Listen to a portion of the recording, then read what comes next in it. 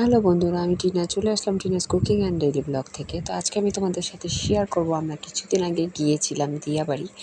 তো আমার নিশ্চয়ই ক্যাপশনে দেখেই তোমরা বুঝতে পারবে যে আমি আসলে কী ধরনের ভিডিও আজকে দিব। তো ওখানে আমরা ঘুরতে গিয়েছিলাম আমার পরিবারের সবাইকে নিয়ে।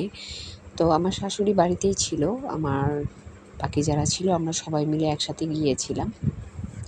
তো এই তো আমরা প্রথমে আমি রেডি হয়ে নিলাম এবং তারপর আমরা উবার ডেকে নিয়েছিলাম এবং আমরা উবারে করে এই তো আমার ফ্যামিলির আমার যা, আমার দেবর, আমার হাজব্যান্ড সামনে ছিল এবং গাড়ির ড্রাইভার।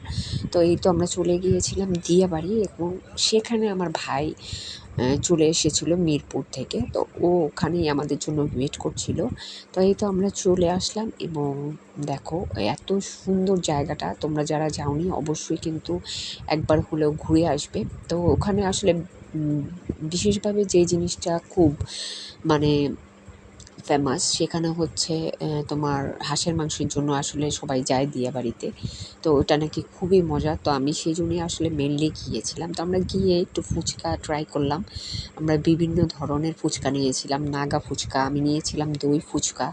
তো আমার ভাইরাও সিম্পল ফুচকা নিয়েছিল, চটপটি নিয়েছিল। তো এই তো আমাদের খাওয়া শেষে আমরা একটা জায়গায় একটু বসলাম। তো ওখানে দেখলাম চা বানাচ্ছে। তো আমার ভাই এবং আমার দেবর চা খাচ্ছিল। আমরা অবশ্য নেইনি, আমরা বসেছিলাম। তো আমরা ওটা আর কি উপভোগ করছিলাম। আশেপাশে খুব মজা হচ্ছিল। খুব সুন্দর সুন্দর চুরকি, বাচ্চাদের জন্য তো খুবই সুন্দর জায়গা, অনেক এনজয় করতে পারবে ওরা। তো ওখানে আমরা দেখছিলাম যে খুব সুন্দর সুন্দর আয়োজন ছিল, স্টলও ছিল। ওখান থেকে আমরা চুড়ি তারপর অনেক কিছু কিনেছিলাম। আর পিছে দেখো এত সুন্দর চরকিতে বাচ্চারা খুবই এনজয় করছিল। আমার দেখে তো মনে হচ্ছিল যেন আমি নিজেই বাচ্চা হয়ে গেছি। অনেক দিন পর এরকম একটা সুন্দর মুহূর্ত আমরা সবাই মিলে উপভোগ করলাম। তো আসলে ঢাকার মধ্যে আমরা সবসময় আটকা জায়গা থাকি, বন্দি জায়গা থাকি, নিজেদের বাড়ি হলেও আসলে সেভাবে আমরা ঘুরতে পারি না বা যাওয়া পড়ে না সবসময়, সবাই ব্যস্ত থাকি। তো যাই হোক, এই দিনটা ছিল আসলে বিশেষ একটা দিন যেখানে আমরা সবাই একসাথে গিয়েছিলাম। তো এই তো আমার ভাই সামনে যাচ্ছে। তো আমাদের মেইন যে জিনিসটা খাওয়ার জন্য আমরা গিয়েছিলাম সেটা হচ্ছে হাঁসের মাংস এবং সেই ভাইরাল আপুর হাঁসের মাংস, মিম আপুর। তো আমি তার সাথে দেখাও করেছিলাম এবং তার সাথে ছবি তুলেছিলাম। তো এই তো আমরা জায়গাটা খুঁজে নেওয়ার জন্য ঘুরছিলাম যে আসলে কোথায় বসবো। তো এত ভিড়, জায়গা খালি ছিল না। সামনে একটু জায়গা ছিল কিন্তু সেখানে আবার দুজন বসেছিল আপুরা। তো আমরা ওখানে আর বসলাম না। তো আমাদেরকে ওখানের লোকরা সাজেস্ট করলো যেন আমরা ভিতরে গিয়ে একটা খালি জায়গা ছিল সেখানে যেয়ে বসি।